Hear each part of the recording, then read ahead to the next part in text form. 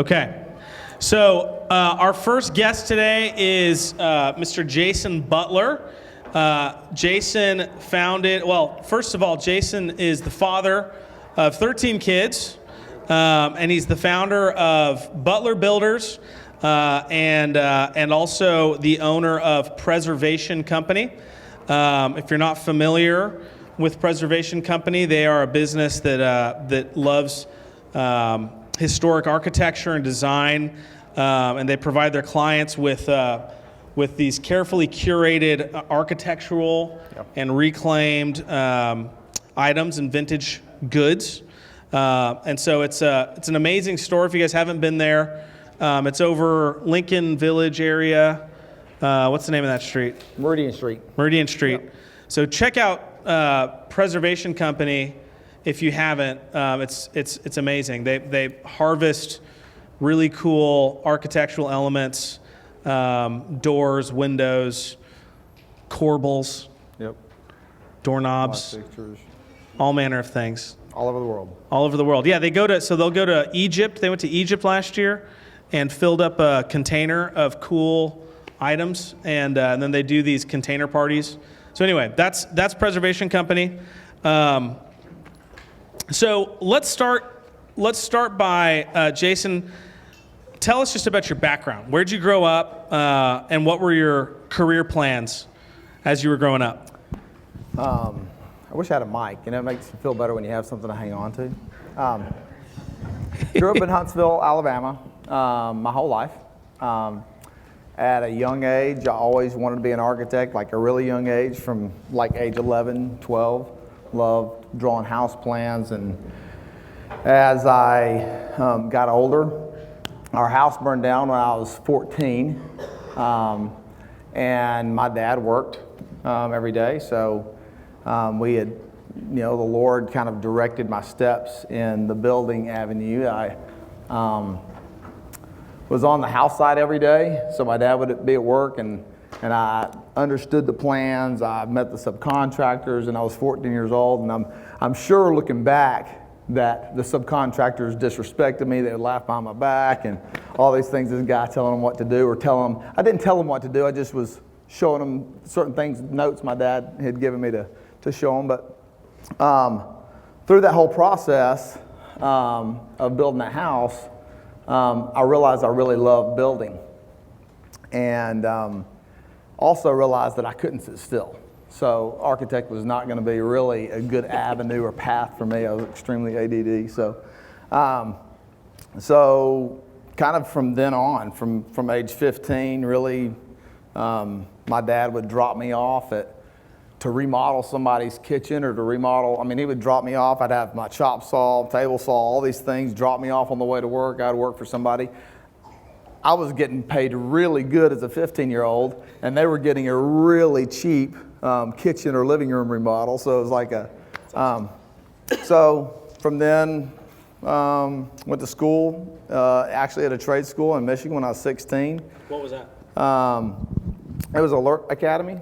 I had a construction program. It wasn't a college. Cool. But I finished that construction program, came home, and at that moment, my dad went in the building business. When I got home, went in the building business with him, and 2 years later, I realized I couldn't work with my dad.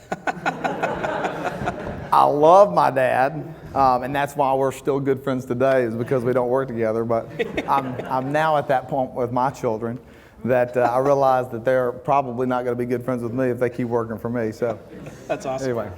Okay, so you did some building as a young man, went off and did some trade education, came home, worked for your dad for a little while, and then went off on your own with Butler Builders. Yep. And then let's fast forward all the way to 2017. So where you were at that point, you're ADD, you're too hyper to sit still. You've got Butler Builders. Do you have anything else going on at that point? I own a Mary Maids franchise. If anybody wants to buy a Mary Maids franchise, I have a Mary Maids franchise that's soon going to be for sale here in Huntsville. But, okay. How long have you had that? My father-in-law had bought that franchise probably 30 years ago. Okay. And father-in-law was in bad health. So I took that business over really about 6 years ago. Okay. It was like the family was at this crossroads, like, what do we help all pitch in and help support them, or just take this business that they currently have and keep it going? And so that's what we did. Nice. So anyway, yeah. Okay, so 2017. So what you've got a billion kids at this point, 12 or 11 or something, and you got. I don't know. Yeah. I don't know how many kids I had at this point. You're pushing a dozen, almost a baker's. You're at a baker's dozen now. So what led you to Preservation Company? It was just a business that I had, we had done a lot of historic restoration in downtown Huntsville. I always had a love and passion for old architectural items. I mean, I love old homes. If you walk into an old home today, you've got this really wide, kind of ornate staircase or handrail. Not all old homes, but these homes that people actually took time to build. Yeah. Which is a far cry from anything today. Like, you'd have carpenters that had a toolbox that they built themselves, and their toolbox itself was kind of their, I don't know, my toolbox is better than your toolbox kind of mentality. It really was like an example of their craftsmanship. And so often you'd find somebody's name on the back of a mantle because they cared about what they did, and they were so proud of their craftsmanship that they would sign their name to it. Or even we took apart some houses, and on the corner of the chimneys was a mason's mark.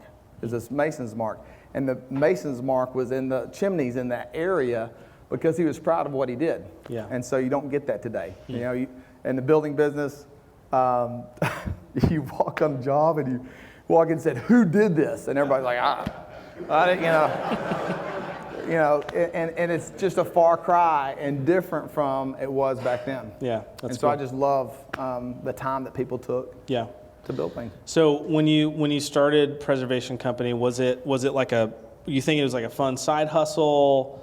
Did you think, or were you like, hey, I'm going all in, this is a business, and it's gonna support my family? I disagree with Lars on a lot of things. Number one is the comment he made about you have to understand taxes earlier. I just want to get that out. You don't have to. I just want to. No. Last year's taxes are different than this year's taxes. Something changed. My account said, "Hey, you can't do that this year." Yeah. No. It was. I'm different from a lot of like Caleb Christopher's out here that are really good at numbers, and they really are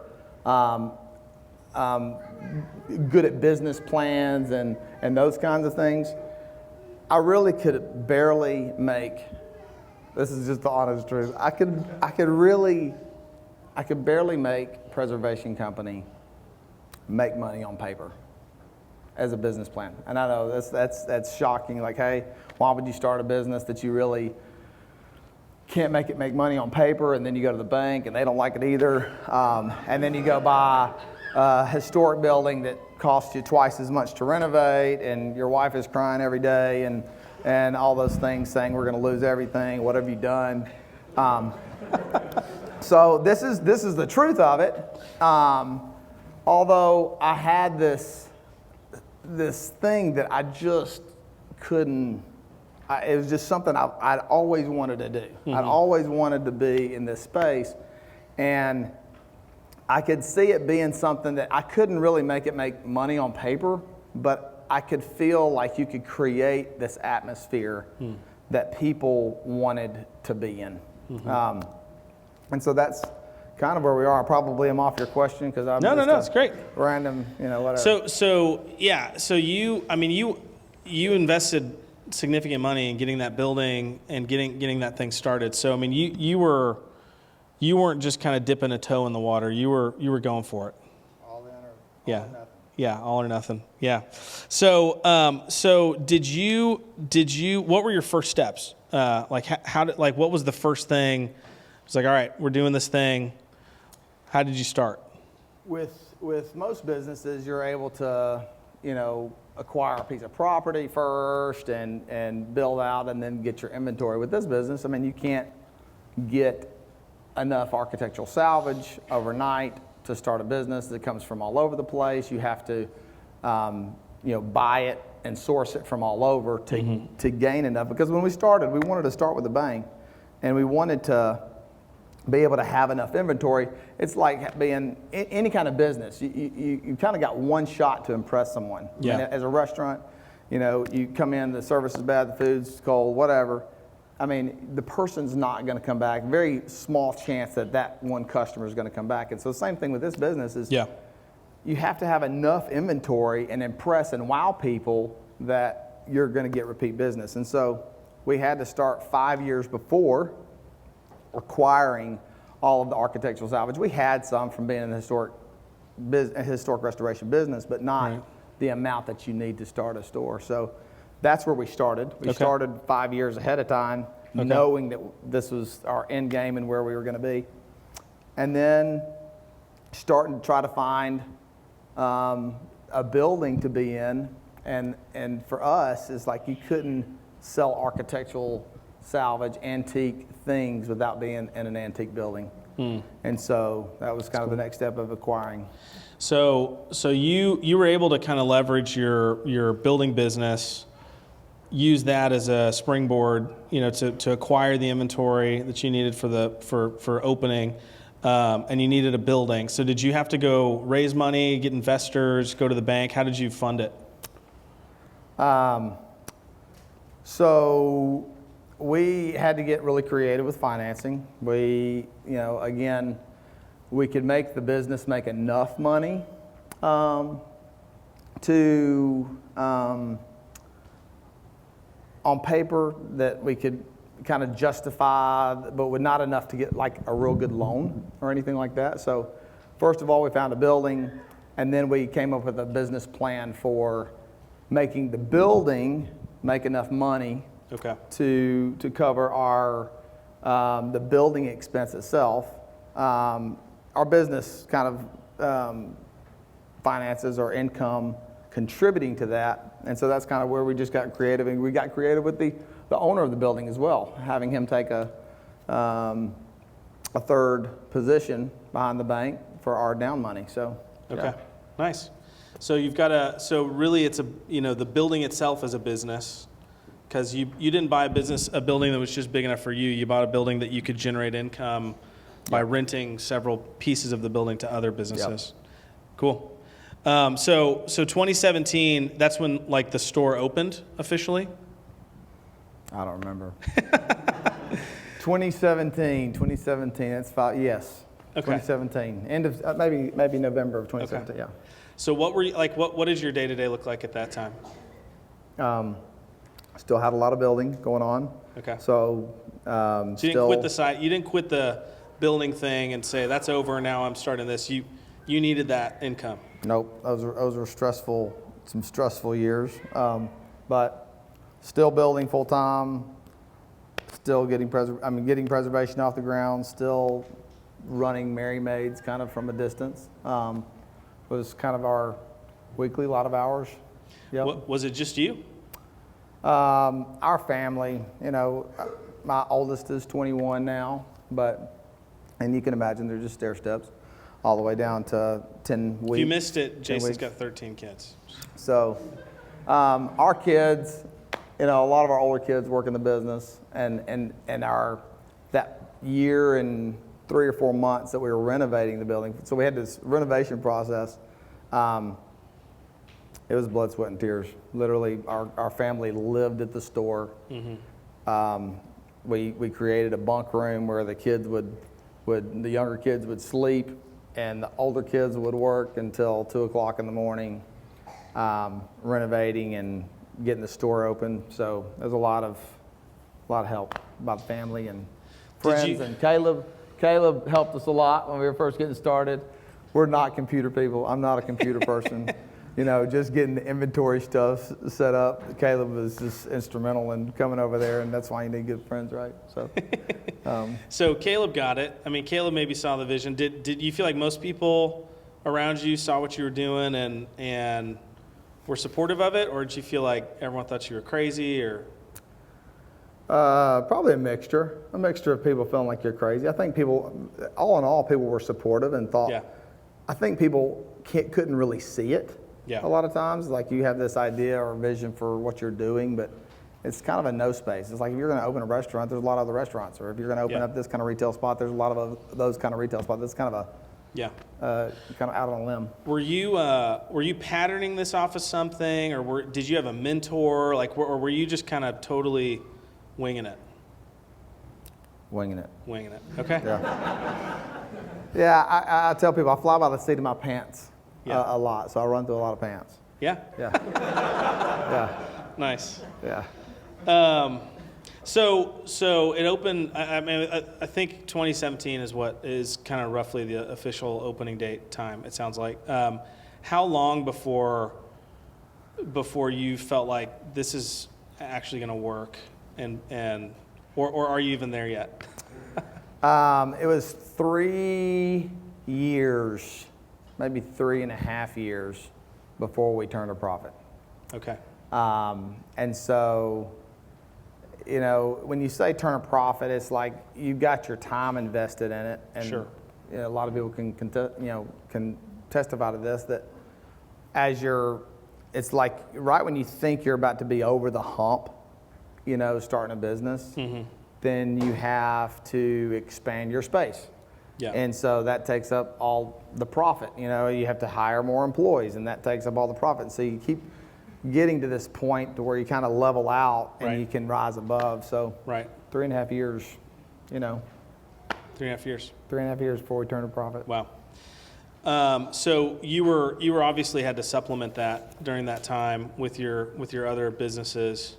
Are you now still running those other two businesses? What's going on with those? So Mary Maids is still going strong. Yeah. Butler Builders, as of last November, we haven't taken on any more projects, which feels unbelievably good. Even though I love the building business, I haven't loved it for the past 2 years just because of the way Huntsville's growing, and availability of materials and subcontractors has just been extremely stressful. So I still have it. It's still open.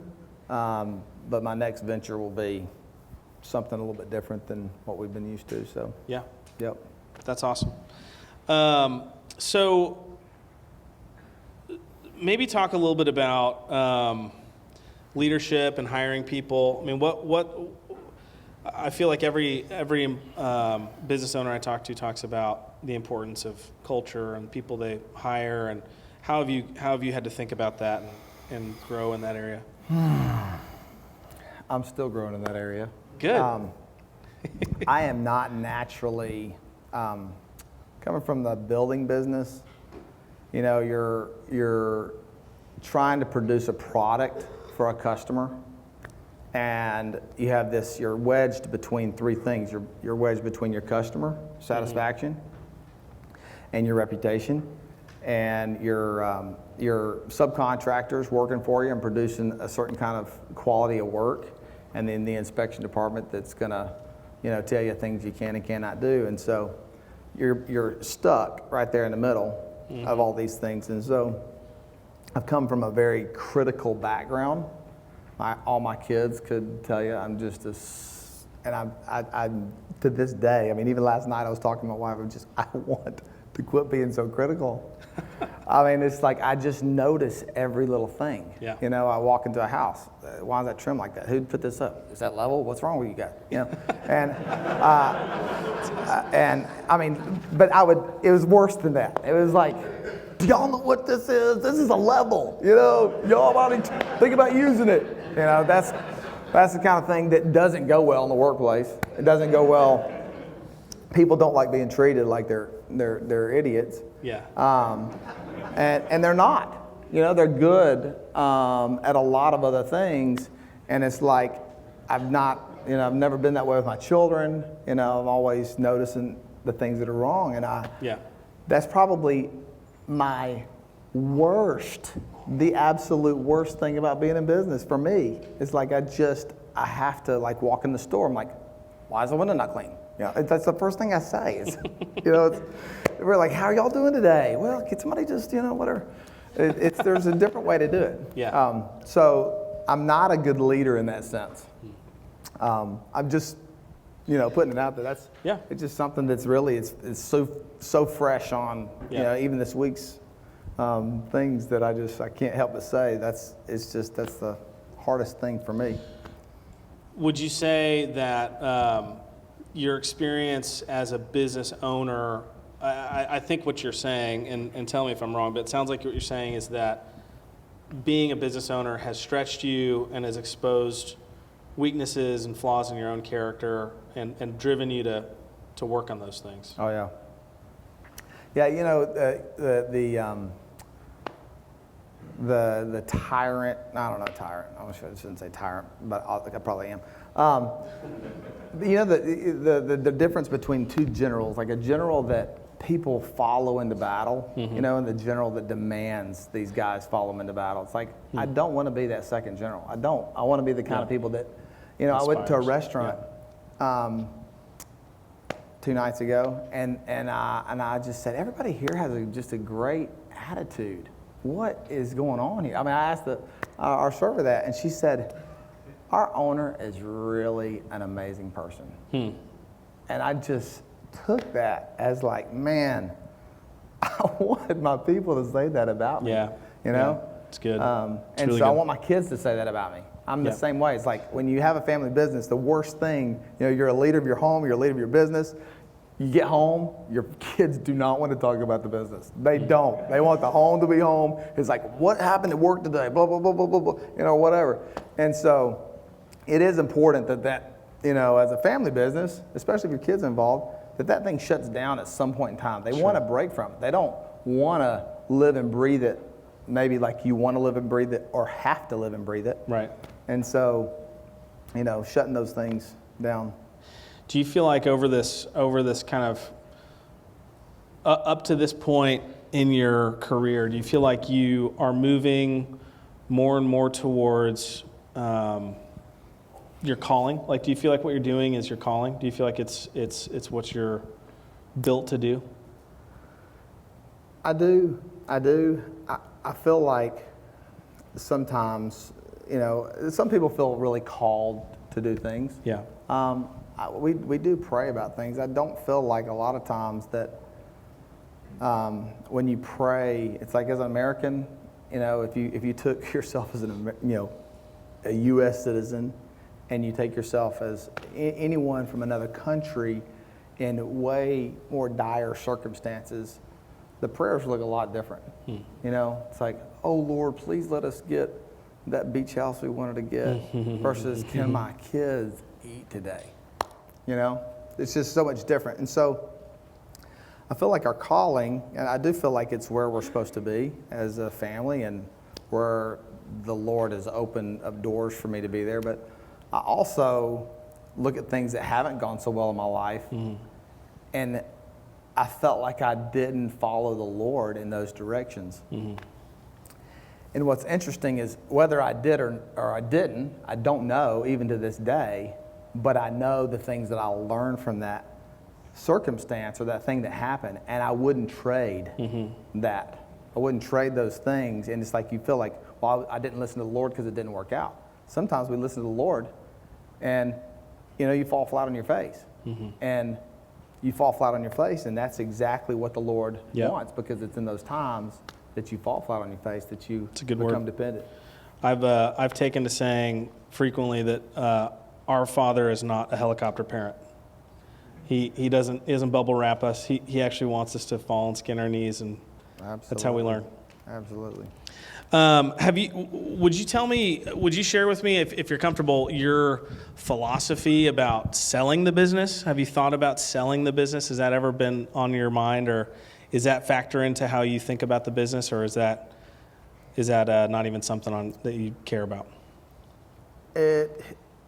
It's never really crossed my mind with preservation. I mean, there's been some times I've thought, about it, but it definitely crossed my mind with Butler Builders. And just a tidbit there, if you have a building company with your personal name on it, it's very hard to do. You can't sell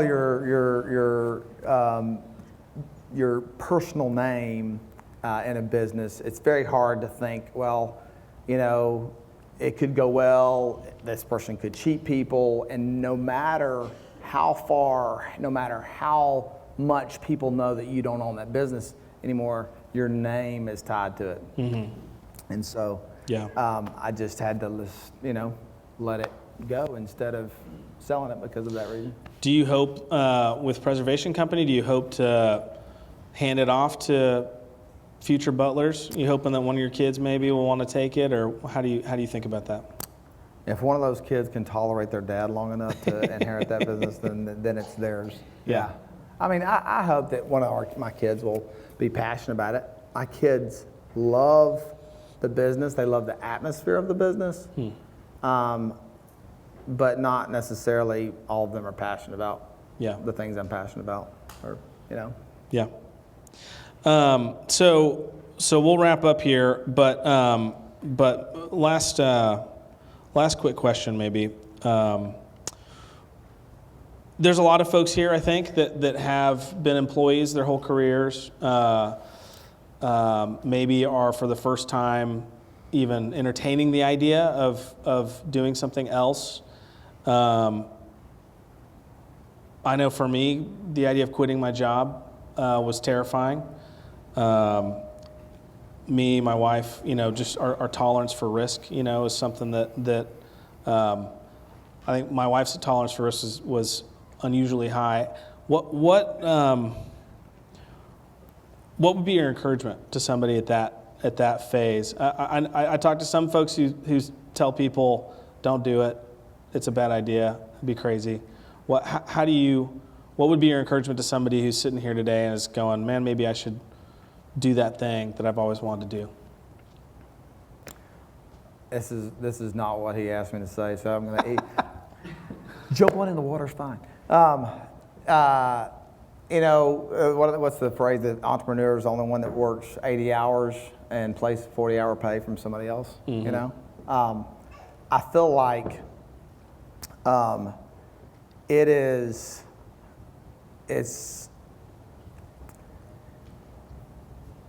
I wrote down just like a few. I'm going to grab my phone because I didn't know this question was coming, but I had just this one thing that there's like just 4 things that I felt like the Lord put them on my heart last night, so I didn't know there was going to be an opportunity to share it. But often we feel like we're our provider, and so that's why we strive the way we do. That's why we take responsibility or whatever. We feel like we're our provider, and so that shows itself in the way we give, in the way we conduct business, because we feel like we're our provider. But we know Jehovah Jireh, He is our provider, and so it's like very seldom that we actually put that into practice. Like, the Lord is our provider, and that is how we can give freely when we know the Lord has given so freely to us.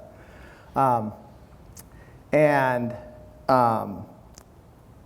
so by stepping out and owning your own business, or if you decide that this is the path that the Lord has you on or wants to take you on, it's like that's the first thing that we have this security as a provider. We have the security of this. I remember walking one time in a 3-story house. Like, it was 3 stories to the floor. And there was just sheetrock in the attic. I mean, there was sheetrock on the ceiling. How many people have stepped through an attic in their house? I mean, there's tons of people. It's easy to do. You slip off a joist and step on the sheetrock. Sheetrock only 1/2 inch thick. There's nothing there. You could go all the way down. And there's this false sense of security. Like, it's 30 feet below me from the sheetrock, but I can walk across those joists like nobody's business because I can't see the 30 feet below me. So it's like this false sense of security that I have. I could just run across them. I mean, I don't have to think twice about it because there's a sheetrock there. And the sheetrock removed, which is really nothing, you're walking a lot more carefully across those joists. Well, that's the same thing I feel like we're in when we work, for a bigger company, as we have this sense of security that is really not there as much as, I mean, just look at 2008 and all these different times that we've gone through. The security is not as much there than the security is not there that we think is there. Yeah. And so I feel like that's a big step that we have to realize that, we're not a provider, and the security that we feel like is there and working for someone else is not necessarily there. Yeah. I mean, it's there a lot of times.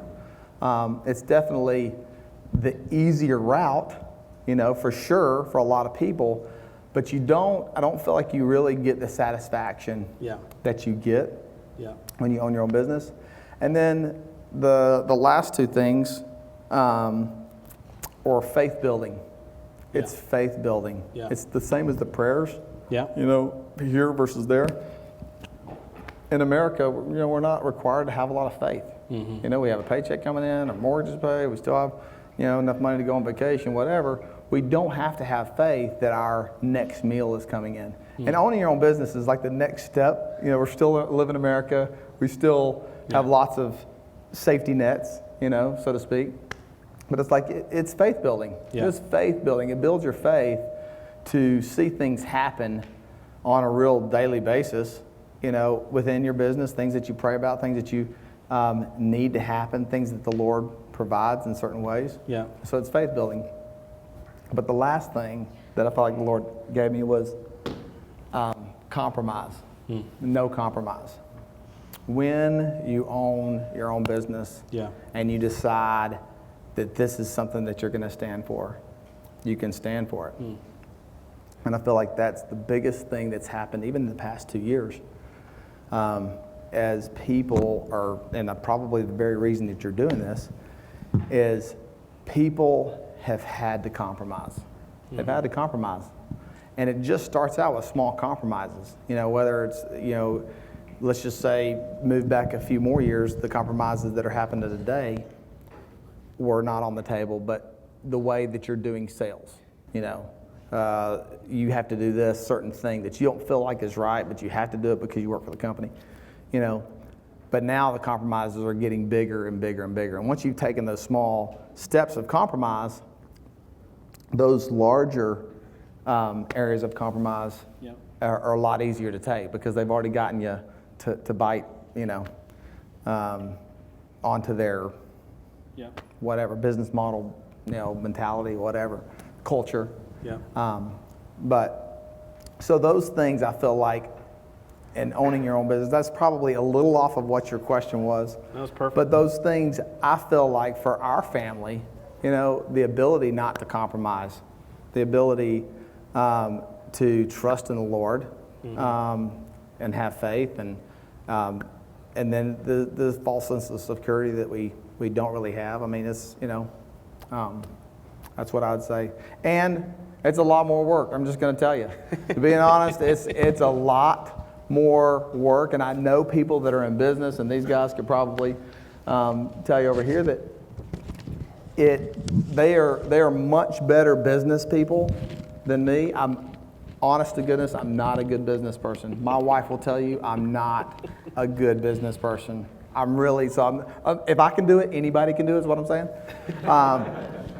I'm not good at looking at numbers every day. I'm not good at, I feel like I'm better at creating environments where people enjoy being, or spaces, or on the design spectrum of things, but I'm not a good business person. But I do enjoy the strive, the hustle, and all that. So. Well, Scripture says that you see a man who's excellent in what he does, that man will stand before kings. So you don't necessarily have to be a business expert to be a successful business person. You just have to be good at something and execute well. So Hey, thanks, Jason. This is Thank awesome. you. Appreciate it. Yeah.